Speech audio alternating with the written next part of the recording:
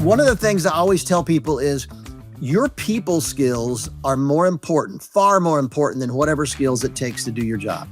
I'll tell you, if you can get along with people, if you can inspire coworkers, motivate coworkers, you will accelerate your career so very much. This is the Missional Marketing Podcast, episode number 183. My name is Bart Blair. I'm the brand director for Missional Marketing and the Church Communications Group, and it's my privilege to welcome you to this week's episode of the show.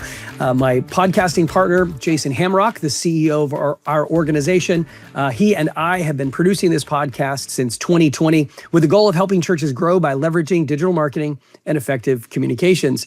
If you happen to be new to our show, please be sure to subscribe wherever you listen to your favorite podcasts. If you're watching on our YouTube channel, make sure that you subscribe and ring the bell so that you don't miss any future episodes. We try to release a podcast episode weekly. We fail at that often. So because of an inconsistent frequency of podcast drops, the benefit to you of subscribing is that you don't have to go looking for them. They'll just be automatically delivered right to your mobile device, and then you won't miss any of the great content that we're creating. And I say great content, not because Jason and I are so great, but because, like in today's episode, we get to share with you some incredible insights from a very incredible leader. Today's episode, Jason and I had an opportunity to interview Mr. Phil Cooke, or should I say Dr. Phil Cooke? He is a PhD. Phil Cooke of the Cooke Media Group.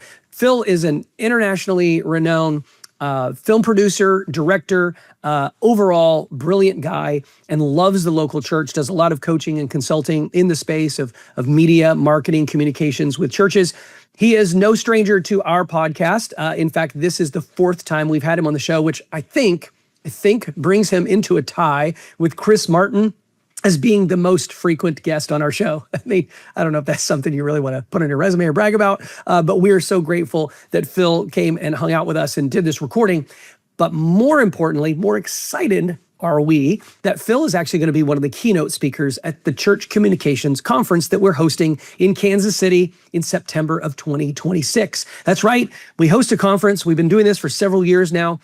Church communications professionals, volunteers, leaders, pastors, come to Kansas City, join us there for a couple of days of really intentional learning. You're going to hear a little bit more about it in the podcast episode that we're recording here, but it's a fantastic time. So go to churchcommunications.com to get all the details. At the time that we're releasing this, there is still an early bird special. So if you're listening to this as it's being released, go and save yourself $50 on the registration so that you can get the best deal possible and plan to bring a team. It's just such a great time of equipping, learning, and networking with other people in the church communications and marketing space. Well, again, I'm really excited about the conversation.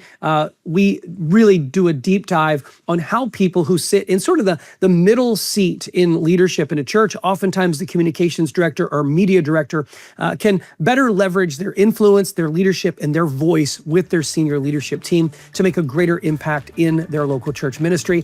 I thought it was a fascinating conversation. I hope that you love it as much as I did. Without any further delay, here's Jason Hamrock and our interview with Phil Cooke. Well, hey, Phil, welcome back to the show, my friend. How you doing? I'm doing great. I'm thrilled to be back. It's always fun with you guys. And I could not be better. So hopefully this will be a good episode. Oh, it always is. It always is. And our whenever you're on the show, Phil, we get into good conversations, and this one's going to be a great one today for all of our listeners. And if you haven't heard Phil before, Phil's been on our show multiple times. Phil, just kind of give our audience just a little snapshot into who you are and a little bit of your background. Well, my wife Kathleen and I started a company way back in 1991 called Cooke Media Group. And we are producers primarily. We've done everything under the sun, from television programs, specials, Super Bowl commercials, all kind of things. But our focus is really helping churches and ministries use the media more effectively. We jokingly tell people we help Christians not suck at the media. And if you've seen much Christian TV or movies, you know we still have a long way to go. It's a pretty full-time job. Yeah. And but I think things have come a long way in my career, and I'm thrilled with that. And so we love being out there working with pastors, ministry leaders, helping tell their story. You're so good at it. You've written books. You do podcasts. You travel all around the world. Yeah. And you are an inspiration, and we love having your insight into this show because our audience are mostly comm directors in local churches that are trying to improve and trying to get better. And so that kind of leads me into our topic today. I'm really excited about this topic, and this is really relevant. I literally had a call with a church just a couple of days ago with a brand new comm director. And she said, Jason, in your years of experience, what's the top piece of advice you could give me? And that came to my mind right away. It said, make sure you're on the same page with your lead pastor. Make sure you understand what your lead pastor is expecting of you. Make sure you're in sync with that. She's like, I never thought of that. Wow. And so, you came up with this idea of today's show about the order taker problem. Explain what you mean by that. Well, first of all, to comment on your comment, that was the best thing you could have possibly told her. I think the biggest question I get from communications and media directors at churches is, Phil, the pastor doesn't spend time with me. He won't ever invite me to lunch. I don't get invited to senior meetings. He's not interested in my ideas. And I tell him, look, it's not the pastor's job to get on your wavelength. It's your job to get on their wavelength. Exactly. Pastors don't think in terms of VU meters and video levels and exposure and stuff like that. They think in terms of evangelism and harvest and church growth and stuff like that. And so I've discovered the minute you start talking like that, suddenly they perk up and they're interested in hearing, because they know ultimately that you're the key to really getting their message beyond the four walls of the church. So they want a communication or media director who is really interested in their calling and their vision and their purpose and what the church is trying to do. So you could not given her better advice. It was actually quite brilliant. The order taker thing, if you want to transition to that, is so many communication directors and media directors at churches are simply order takers. We need a brochure by Tuesday. We need a short video to show in the service in 2 weeks. Different ministries will come in, and often communication or media people are just overwhelmed. Yeah. And they're simply, you want fries with that? They're just taking orders, basically. And I want communication directors and media directors to think in terms of being an influence on the leadership team at the church. I want their ideas. In fact, in my experience, if you look at the most effective churches out there, in most cases, the communication director is probably the second most respected voice in the church. So they're the ones the pastor goes to for ideas about this week's series. How long should it be? What should we cover? What graphics can we use? Things like that. So I just think if we think about it, we can elevate the role of communication director, media director, and really make them a much more influential part of what a church is doing. I so resonate with that. And I'll also give this advice. It doesn't matter if you're in a cubicle or you're in an office. You have influence, and you need to tap into that. And you need to pray to God, Lord, give me the words and the wisdom and the influence I need to have to lead up. Right? That's really good. You're saying that. I love it. I early in my career, probably the first job in television I ever had was with a very large media ministry, probably the largest in the world at the time. And because I was the director, I was a creative guy directing television programs. They never considered me to be the head of the department because I was a creative guy. They always brought in a business type person or a ministry person, even though they didn't know anything about television or media. So we got to a point where I noticed, the guy that was there the longest just didn't know anything about this. And he was, a borderline idiot, to be perfectly honest. And so I noticed the team started coming to me for advice and questions, and they started looking at me. And I learned early on that you can lead from the middle without alienating the people above you. If you do it delicately, if you do it sensitively, sometimes behind the scenes, but leading from the middle is absolutely possible. So don't feel like you have to have a title. Don't feel like you have to have a business card or a big office. You can lead wherever you are in the food chain, and it can make a dramatic difference for your church, your ministry, whatever organization you're in. What do you think are some of so let's speak to those people right now. What are some really tangible things they can do to be leading from the middle? Because that's a great question. One of them is don't be a jerk. The big thing is, in meetings, you don't want to embarrass the boss. You don't want to say things that are going to make him or her look stupid. You want to be very, very careful of that. And number two, you want to make the boss look great. I mean, the fact is, they will give you more leash. They'll give you more rope and more responsibility if you're making them look fantastic. So, we're not talking about lying. We're not talking about, fictionalizing things. But at the same time, you want to support them. Your first your first reaction is, oh my gosh, this guy's an idiot. How do I bring him down? How do I get rid of him? But the truth is, if you can really learn to help him look good, people are going to start noticing where those ideas are coming from. We had I worked in a ministry, one of my first full-time jobs. I worked at a media ministry where the evangelist that was leading it hated my ideas. We'd go into a production meeting on Monday. He would hate my ideas, but I would sit there quietly. And by Wednesday, he would regurgitate those same ideas as his. Yeah. And everybody in the room would all look at me and kind of snicker. But we got to the point where, okay, I'm just going to feed him these ideas Monday, get used to the fact that he'll hate them. But then by Wednesday, they're going to come back as his ideas. And the important thing was we got to do them. We got to try them, and they worked. So I think, just being sensitive. One of the things I always tell, I don't mean to preach here, but you guys get me excited. One of the things I always tell people is your people skills are far more important than whatever skills it takes to do your job. I'll tell you, if you can get along with people, if you can inspire coworkers, motivate coworkers, you will accelerate your career so very much. I know people that are not terribly skilled at what they do, but they're so good working with people and so good at inspiring the people around them.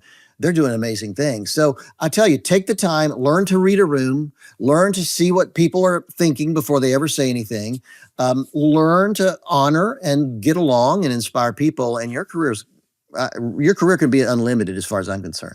I'll add to that. I think another little right below that would be make sure you ask really good questions, not just kind of dumb questions, but thought-provoking questions. And, when I've always learned that over my careers, when I'm not talking, but I'm asking questions, I'm actually learning the most and learning what I need to say, because like you said, you want to make them look good. Yeah, brilliant. Well, the only way you do that is if you ask questions and get them talking, right? Well, it's funny that when you study the life of Jesus, he spent most of his time asking questions. And many times he'd ask a question and then just walk away. And, sometimes behind the scenes, the disciples were a little thick and he'd explain to them what he meant. But the power of that, you're exactly right. The power of asking questions is incredible. Yeah. Jason, I know that you've seen this, and I'm going to get both of you to perhaps speak to this a little bit, is that oftentimes the comms director in a church is someone who never really, this is your story, Jason, never intended to be in ministry, was just part of a church, loved the church, and the church staff and the church grew to a point where the leadership team was like, hey, we need somebody full-time in this communications role. And so oftentimes the person who's coming into the communications role has some background, maybe in marketing, maybe in communications, maybe in graphic design or writing, but they haven't actually ever been in ministry. And so I think sometimes people who come into this role, that middle area, have a little bit of imposter syndrome. It's hard for them to feel like they can lead up that way because the pastor has perhaps been their pastor for multiple years before now becoming their boss, right? How would you, Jason, you've been in that seat, and Phil, I'm sure that you've seen it. How do you navigate that shift from the pastor being your pastor to now the pastor being your boss, and reconfiguring that relationship so that you can have that kind of influence? What a great question. It is. It's intimidating. It really is. And it depends on the leader, right? The posture of the leader. I got to serve a leader who was phenomenal, and I love that man to death. But he was definitely introvert, and I'm more of an extrovert. So I had to learn how to get on his language level, if that makes sense. I wasn't expecting him to get on mine. And I really had to work at it. It's because I'm a pleaser. I want to please people, and certainly he's my boss, but he's my pastor too. So it's kind of this weird dynamic of how do you make sure that you are adjusting yourself to what his or her strengths, whoever that might be for you, who's listening, and make sure that you're tuning in. That was something that I had to do intentionally, Bart. I didn't just wander into that relationship. If I can throw in 2 cents, I mean, you're exactly right. It's so true. I've worked with communication and media directors who had been salespeople before. One was a teacher. One was a youth director at their church. Had no background whatsoever. And it's interesting that in churches, you need to hire different people at different levels. My dad was a pastor, and we had about 250 to 300 people in our church. And so really, he could pretty much do everything. And what he couldn't do, print the bulletin, handle the nursery. My mom did as a volunteer. But as churches grow, obviously they need to add more people. And most often they'll add first an audio guy or a woman, whoever, an audio person, somebody just to handle the mics and then maybe deal with sound. And they're mostly techie people.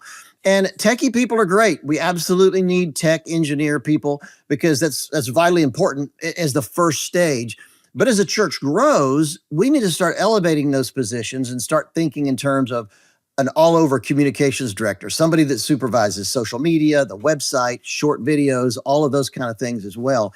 And I would say to communication and media directors out there, Jason said it's intimidating. He's exactly right. And the secret is, don't let your insecurity take over. Don't be so intimidated that you shut down advice. I've had pastors who asked me to come in and look at their team, and their communication director did everything in his power to keep me out of there. He didn't want this Phil Cooke guy coming in, telling him what to do, which is the last thing in the world I would do. But that was his perception. And he was so insecure about his position that he just fought tooth and nail to keep me out of there. So open yourself up. You know what? The only way you're going to grow is hearing new ideas. And people aren't out to get you fired. They're out to help you grow. And so be open to new ideas. Talk to other communication directors at other churches. Get into a network. So many churches have networks or conferences or denominational gatherings.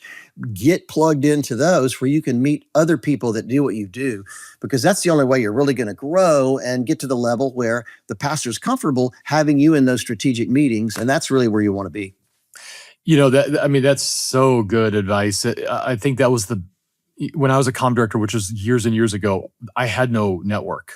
There were no other comm directors. But today, there's plenty of them, and we have our communications Facebook group, and we've got 30,000+ people, I think 38,000 people. Wow. There's a ton of people that are in the communication space that you can lean in on. And when we do these road shows that we go around the country doing, that's my one of the first things I say is get to know the people in the room, because they're in churches right around this area and they are your peers and you can lean on one another. You're not competitors. The enemy is Satan. He's the competitor. Yeah. Not local churches that are preaching the gospel. So get to know one another, lean on one another, and use that to your advantage. Ask those questions like, how do you lead, with your lead pastor and your leadership team, or what's that challenge look like with that person that you're dealing with? And sometimes it's in your team, sometimes it's just another ministry.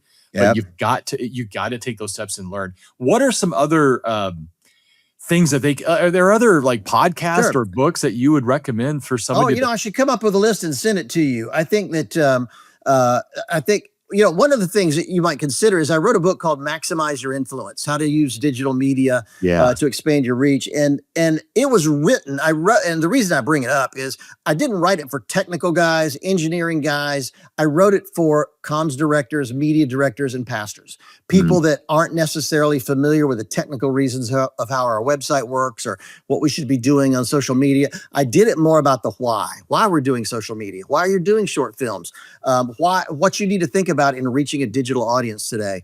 And there's a lot of resources out there like that I think would be good and people should look at. It's funny. I did get a call from a pastor a number of years ago, large church, about 5,000-6,000 people. And he said, Phil, I hate my media and communications team. I hate them. I don't want to be in the room with them. I don't like being around them. They drive me nuts. He said, can you fix this? And it took me a couple years to do it. But to this day, I'm not exactly sure what generated it. But I think the media or the communications team did something that embarrassed the pastor publicly. And he was so angry about it. It just took him a long time to get over. But we moved some people around. We shifted some things. And now he loves working with a team. And so, I just can't overemphasize culture enough. The culture you create with communication and media in a church is absolutely critical. And the thing you need the most is the pastor's trust. You lose the pastor's trust, you've lost everything. Yeah. So the more the pastor can trust you, that he knows that when he delivers his message, you're going to take it and do something amazing with it. That's really what builds that kind of trust, and it makes a big difference. Yeah, one of the things I recommend, and I did it the other day, and I do this all the time, is I'm a big fan of Patrick Lencioni's book, The 6 Working Geniuses, because if you can understand your working genius and what your co-workers, your peers, what their working genius is, you'll start to get on the same, you'll understand what kind of meeting you're having, and nobody will get frustrated. So that's a really cool thing.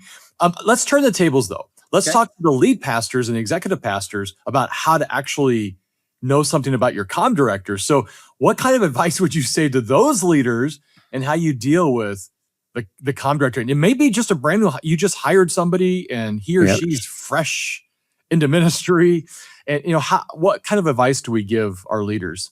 Well, it's interesting. Pastors spend all their time in seminary or Bible school learning how to lead a church, learning how to preach. They don't learn anything about communication. They don't learn anything about media and stuff. And so they're really blindsided about all this stuff. And so you often get pastors who are wonderfully open, and I love that, or you get pastors who are really closed-minded about it simply because they don't get it, they don't understand it. So first of all, I would encourage pastors, be open to media. That media leader on your team is really critical for getting your message beyond the four walls of the church. If you want to grow your message, the key is developing a communication media director who can get that message out there in so many ways. We live in a media-driven culture today, and today's culture speaks the language of media. And I just worry that if we don't learn that language, the gospel is simply going to continue to disappear from the culture.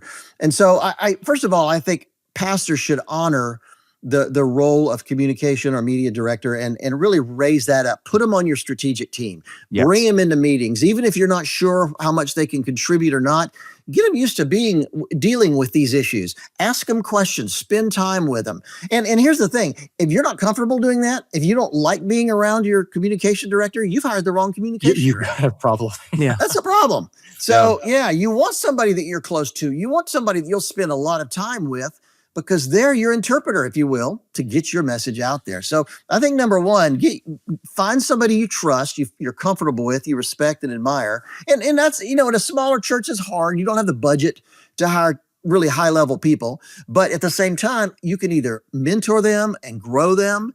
There's other things you can do that will get them to where they need to be. Well, can I just rewind a little bit, Phil, to earlier in the conversation when Jason brought up this concept of the media or the communications team being order takers.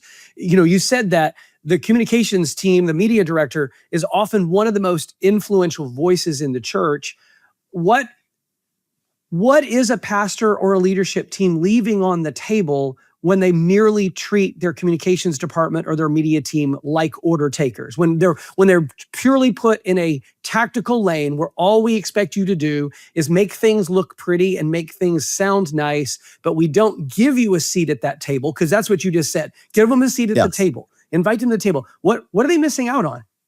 Well, they're missing out, number one, on I should say that they're piling work on themselves by leaving it on the table. In other words, there's so many things in media and communication, or media or community. I say media or communications interchangeably. In many churches, we have both jobs. One guy, one person handles the media, one person handles the communication.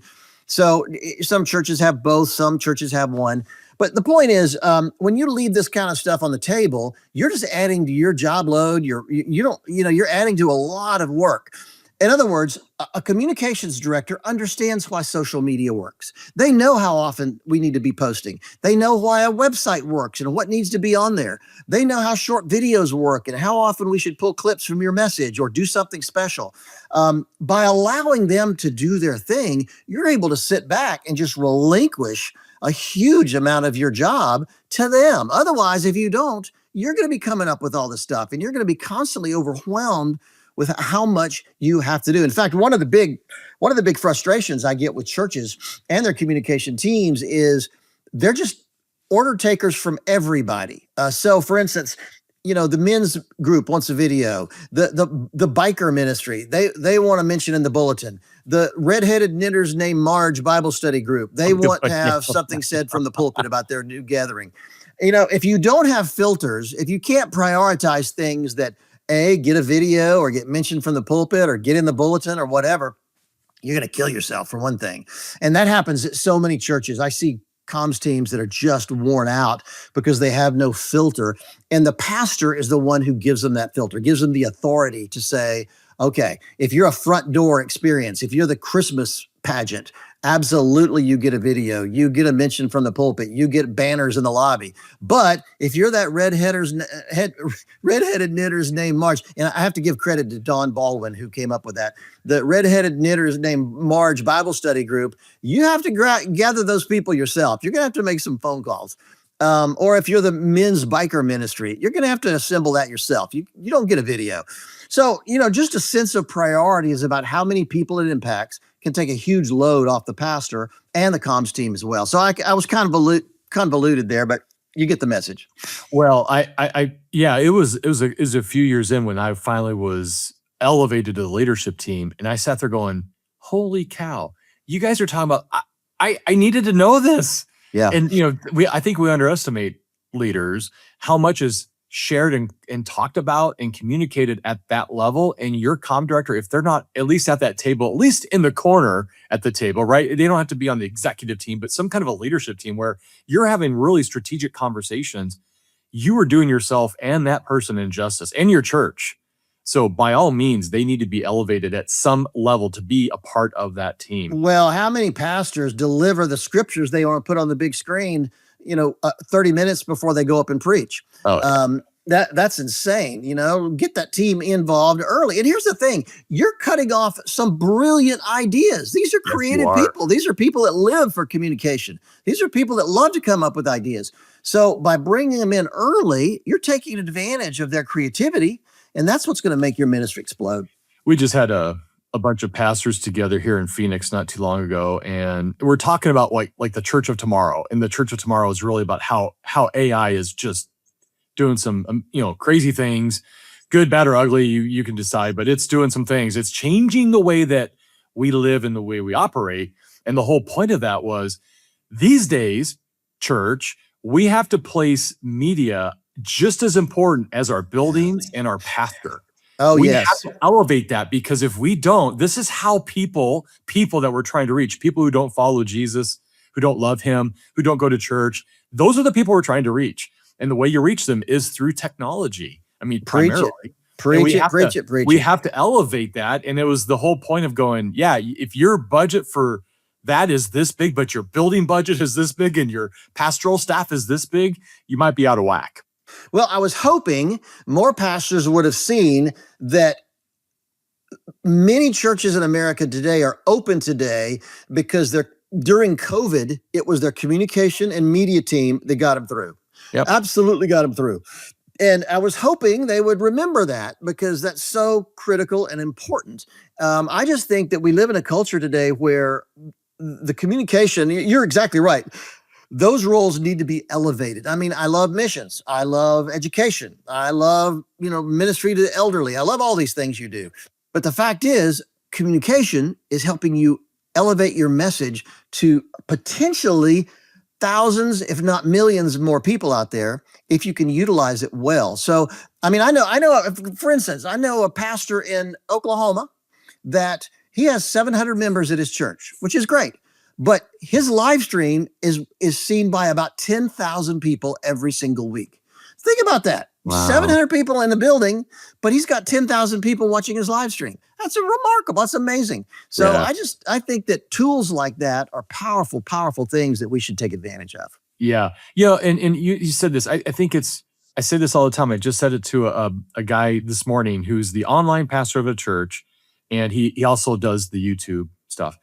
And I said, well, hey, what you really want to do, and what I encouraged his lead pastor to do was, on Monday morning, just open up your iPhone and record a 5, 6, 7 minute recap of a little bit deeper of what you didn't talk about yesterday in the pulpit on Sunday. You do it on Monday morning. Right. And you're speaking to a specific audience, an unchurched, maybe young male, and stick that on YouTube. And I told this guy, you can't do that. It's your only person that can do that in your church is your lead pastor who came off the pulpit, right? But what you can do is you can make that thing go viral. You can get it everywhere. He can't, you can. So it is that role, and that lead pastor understands that. He understands that, hey, I can do what I got to do, and this is my sweet spot. This comes natural to me, but I know I need to do that so I can hand it off to the team who actually knows what they're doing. They're like you said, they're the experts, and they keep learning because this stuff always changes. And you got to have that rhythm, because you're getting more eyeballs on your content. Yeah, absolutely. Bart, how are we doing? Are we ranting? Or we No, this accomplishing is all something? really. I mean, we're all over the place, but it's really good. And I think the message that I'm kind of taking away here is really the collaborative process between the lead pastor or the leadership team and their communications and creative team.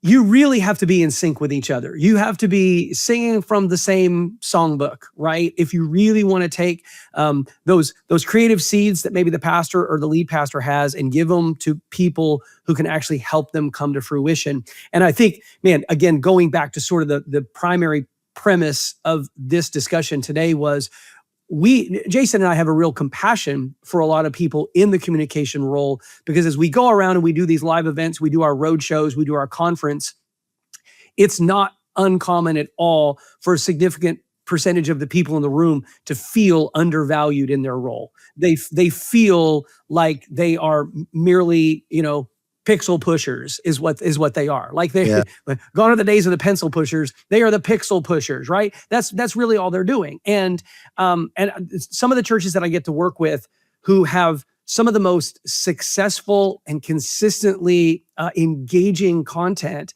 are those in which the communications director gets the ear and a seat at the table with the senior pastor, the senior leadership team. Might not be on the senior leadership team, but is close enough in proximity to be able to have a voice and to be able to be engaged in the process of ideation and creating things from the beginning rather than merely being that order taker. That's good. I think there's so much of what you guys are saying is related to that collaborative process. Collaboration is a difficult thing, especially because we live in an individualistic culture, right? Yeah. Even when you look at the personal platforms of people who are trying to build platforms on social media and that sort of thing, it looks like an individual sport. But in the church world, the whole church is supposed to be a collaborative experience, right? We are one body made of many parts. And the church staff, I think, needs to function that way as well. So there's my 10 cents worth on all that. That's good. That's good. In fact, if I can, let me since so many comms directors are listening to this, let me throw out a couple of things. If you want to elevate your ideas and your position in the eyes of the pastor, let me give you 3 or 4 quick suggestions. Number 1, you should understand the pastor's vision better than anybody else at the church. Figure it out, find out, read about it, talk to him about it, talk to others about it, understand exactly what he wants, where he's come from, know his bio, where he's going, understand the pastor's vision. Second thing is understand that it's not about technical equipment. It's about connecting with people. Worry less about the new model camera you've got. Worry less about the new software program you've got, and worry more about how do we tell the story of this church? How do we tell the story of what my pastor's preaching on right now? How do we get that out there? I would also say, understand today's culture. You know what? Most pastors, they're not up to speed on what's going on in the culture in a big way. And they often will rely on their comms people to say, what's happening out there? What should I be addressing? What should I not be addressing? What are people thinking? What are people feeling? So do some study, watch the news, read, understand what's going on out there in today's culture, and be that person a pastor or ministry leader can rely on to find out what's going on. And I would also say, just begin kind of a program of personal growth in the media. I spend, you can't see them all back behind me, but I got about 3,000 or 4,000 books in my office, and probably more than half are on media. And so I'm always trying to figure out, okay, what's next? What's coming up? How are we going to use AI? Should we use AI? All that stuff. I just spend my life consumed by that, because when a pastor calls or a ministry leader calls, I want to be able to say, here's what I think. Here's my recommendations. Here's my suggestions. So that is absolutely critically important. And the last thing I would just say, it goes without saying, learn how to lead creative people. You may be a graphic designer now, or a video person, or, something else, but one day you're going to lead a creative team of people. And if you want to continue with your career and move up, you know how to motivate and inspire those guys. There's a lot of material out there on leadership. Guys like John Maxwell and others have done a brilliant job. However, there's virtually nothing out there on how to lead creative people. And so I think learning to motivate and inspire creative people, I think will be the greatest skill you could possibly learn as a communication or media director for the future. Oh, so good. Oh, wow. Oh, Okay. I'm going to make one more comment here, Jason, and I'll let you wrap things up.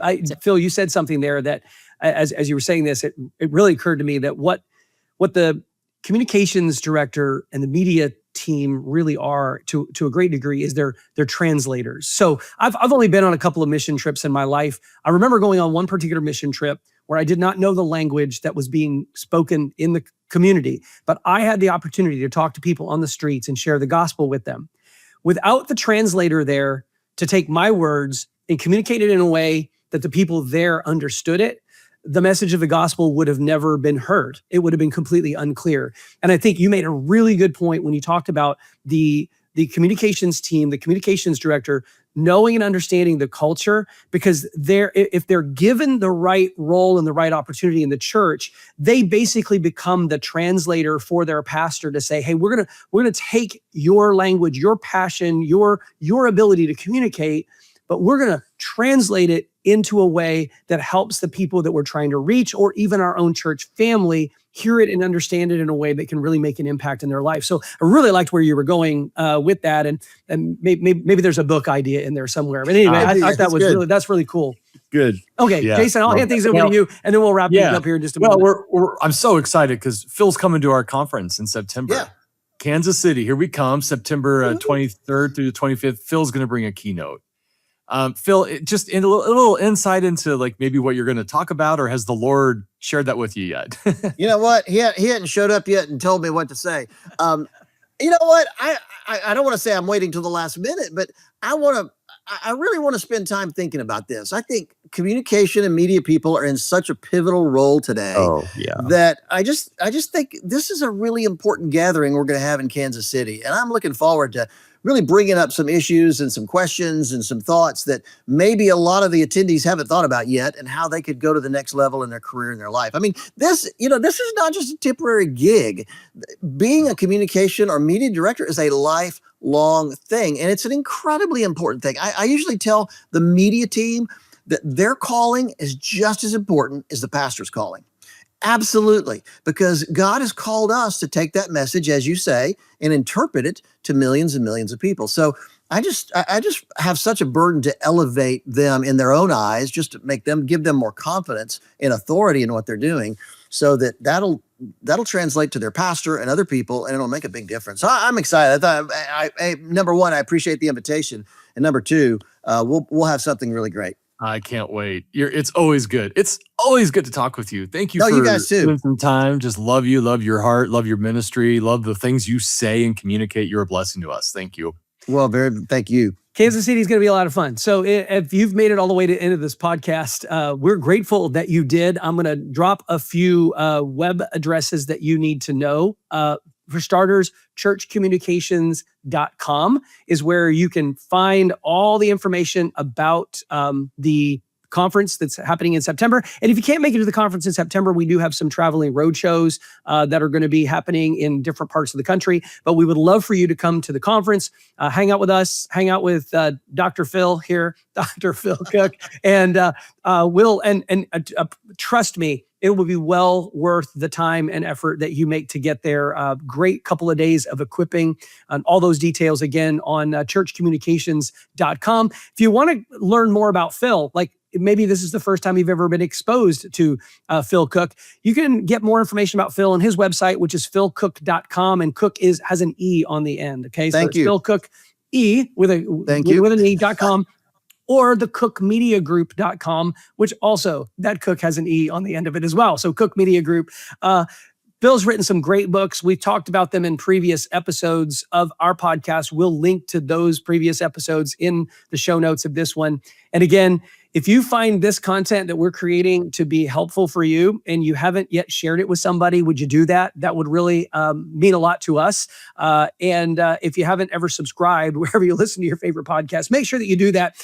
We're not maybe the most consistent podcast droppers on the planet. So because we don't release an episode every single week, just kind of when we get around to it, we don't want you to miss any future episodes. So if you subscribe, they'll all be delivered right to your media device. Jason, thanks for hanging out with me today. Phil, looking forward to hanging out with you in Kansas City. And for all of our audience, we'll see you next time.